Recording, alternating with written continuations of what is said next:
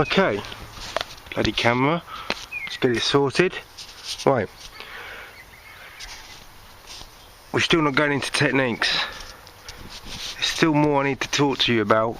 The science of the squeegee. Once you understand the science, and the techniques is easy to do and understand. You've got to understand the tool and how it performs and what it likes and what it doesn't like. Let's put a bit of soap on. Right, so I put quite a lot of soap on. I'm only going to work on maybe these few windows, but that's because I'm going to soak this window up so many times it's going to thin out eventually. Right, so soap it up. Let's cover both sides of the washer. Perfect working solution.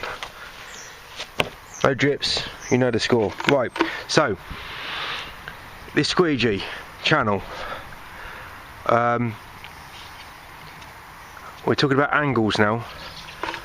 Right, so when I'm doing residential work, I don't really need to use an accelerator because the windows are easy to work on. They're not thick, they're not unless I'm working on a large pane there which got thicker frames on patio doors, that kind of thing, I'll start using accelerators. So accelerators for me is for more complex work. So I use standard the standard hand tools. Why? Well, my hand's nice and close to the glass, and you got more precision and delicacy and finesse when your hand is very close to the glass. So that's number one. And because it's not a complex window to work on, you know, I don't need any swivel action, I don't need anything, I just need simple work, but I like my hand close to the glass. That's where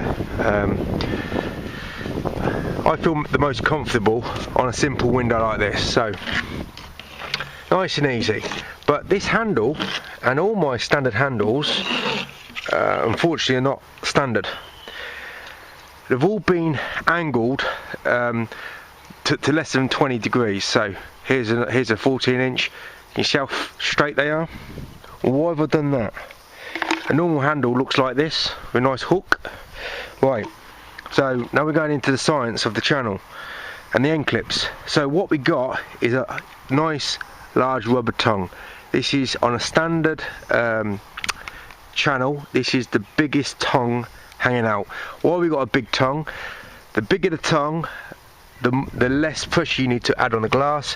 I only use soft rubber. I'll talk about hard and soft rubber in another video and why I only use soft.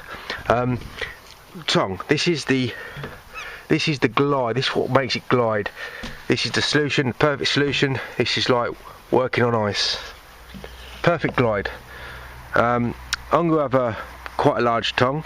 Actually, I have a very short tongue, so that requires much more pressure. We've got a nice flex here, but what we don't have is flex here. Right, so on a nice hooked handle like this, this works perfectly, but this, when it comes to closing out, because the hook is so extreme and this rubber will not bend, it goes past the ability of how the rubber contacts the glass. It loses its threshold and it starts to leave an arc line on a closeout. So Moorman cannot sell two handles, one with that handle, one with that handle.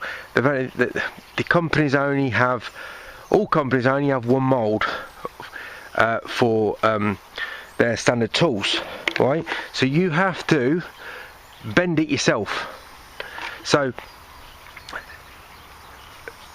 that's the difference in the angles. If you've got your channel tilted and you're coming to a closeout, because this rubber here, this does all the magic at the edge of the glass. Now you've tilted the angle back by bending this. Just put it in a vise, bend it slowly, and do it in increments. Have a play on the window. If you don't like it more, do it more. So that allows me now to close out on a deep sill, just like a ledger would, but I've made the angle come out on the handle, and that now prevents me from getting any line closing out.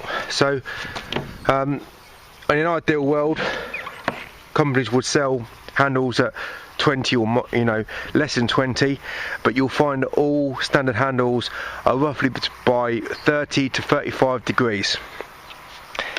So I've manipulated the handle to suit the channel, because Mormon and all the other companies out there sell a standard channel as well.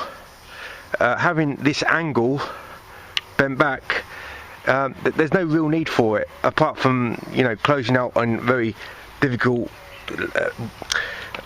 thick wide seals, and on most houses you don't get that problem.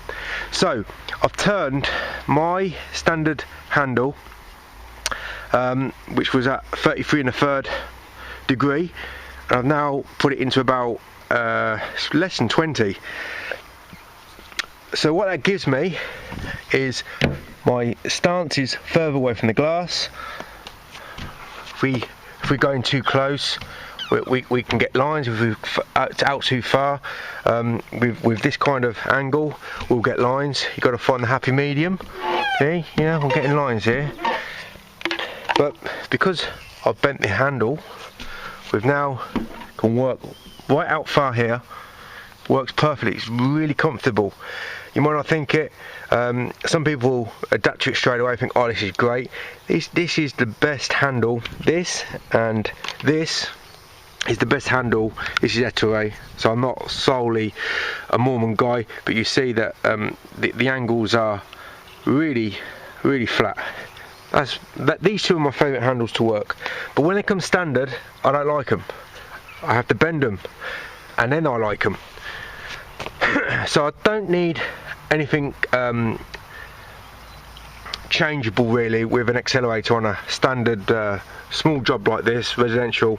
All I need to do is make sure that my angle is bent up, and that allows me to close out. And also, if I wanted to close out at the edge, you'll find on a normal squeegee, because it's going to be at an angle like this when you're closing out, you get a line coming up here, but you don't get that because I've bent it back. I wouldn't close out to the side because these are sealless windows, but you don't get that issue as much. Or if it's rubber seal, you won't get it at all.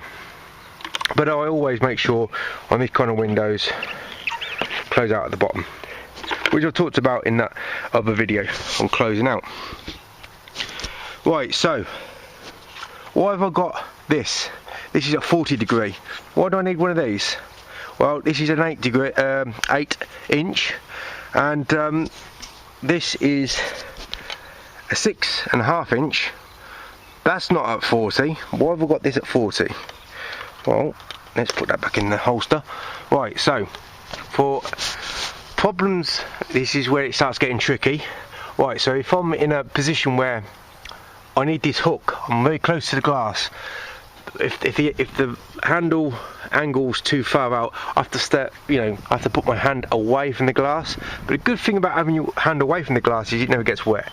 If your hand's very close to the glass, you'll always get wet on your fingers or on your gloves or whatnot. But in certain situations, which I'll demonstrate now, I need to work close. So I specifically have this tool for one reason. Let's prime up the rubber. I can close out very well standing close to the glass using that hook.